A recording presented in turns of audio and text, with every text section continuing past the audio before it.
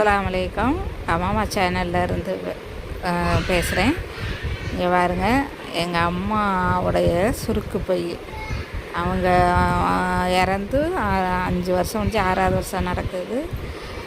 அவங்க சுருக்கு பை நான் எடுத்து பார்க்கும்போது அதில் பழைய காசுகள்லாம் இருந்துச்சுங்க. எடுத்து பார்க்கும்போது எனக்கு அப்படியே ஒரு அம்மாவோட நினைவு வந்துருச்சு. இங்கே பாருங்கள், அவங்க சுருக்கு பையில் அவங்க வச்சுருந்தது 2019 அவங்க இறந்துட்டாங்க. அவங்க சுருக்கு பையில் 5 ரூபா காயின் பாருங்கள், பழைய காயின், புது காயின். இது 20 வருஷத்துக்கு முதல் இந்த பித்தளை காயின் வந்துருச்சு நம்மளுக்கு. இது அதுக்கு வந்த காயினுங்க. இங்கே பாருங்கள், 10 ரூபா.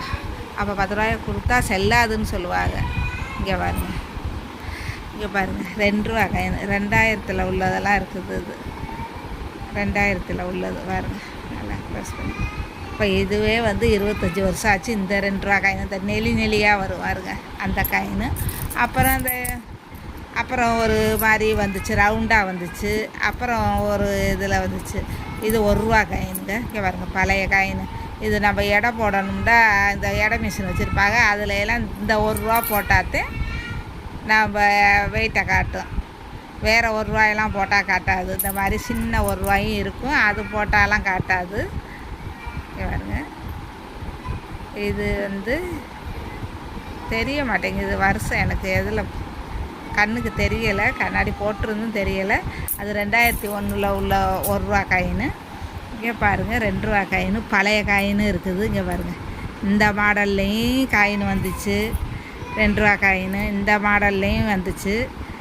அப்புறம் 2 ரூபா காயின் இந்த மாடல்லையும் வந்துச்சு. ஒரு 3 விதமாக தின்ஸாக வந்துருக்கு. இங்கே பாருங்கள், இந்த 2 ரூபா காயின்.